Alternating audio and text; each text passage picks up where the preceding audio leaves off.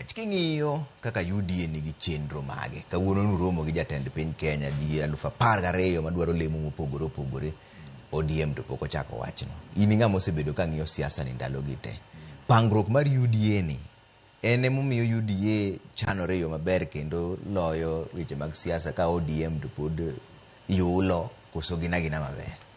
Kamano bwana Mbija. An Omondi Anyanga Nyatike mane kuma nyuola. To kendo na diri ni an jaod bura ma Nyatike machon. To waduong' ana dok ne joka jana mero kamano. Kendo kwani mondo gichik itgi gimoro wacho sani. Kech gik mawacho dipoko konyogi. En adiri bende ni wamoso gi odhiambo masani. Kaka jothurwa mawinjo dhok mawacho. Kalore gi penj mipenja bwana Mbija ni UDA osekwalo ng'wech ne wan State House kaka chief kuom aspirants madwa okawo kombe gi chon gokinyi kabisa.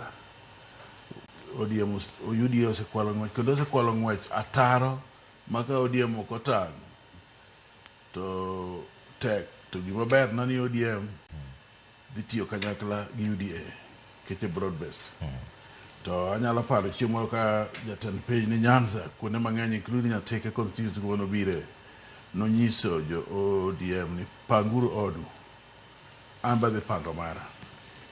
Koro ka ODM pok opengo to wato ni wasechako pengo kawuono kendo wasebedo kwa pengo an gadieri wadhi pengo mang'eny ahinya mbele ka ma kwalo ng'wech no en adieri ni UDA osekwalo ng'wech kendo gidhi e tol ng'wech kabisa makasa ogi kapod ODM pod go koni gi koni to wachgi. To joma wacho ni nyaka koro tim zoning, ODM wacho ni zoning kaka kamintie ma Nyatike no mano kargi ODM. Let me make it clear bwana Mbija. Zoning osetim kata gik mono wan oko zoning lebo mi wan oko. Zoning ok en maendeleo. Zoning pok nobedo maendeleo kendo ok en gima ng'ato practice.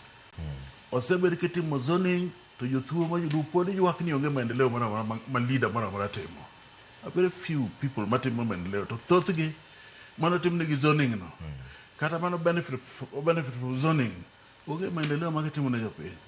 Omiyo jopiny oningo ng'i a leader gi gima leader no nyalo timo. Zoning kende is not enough.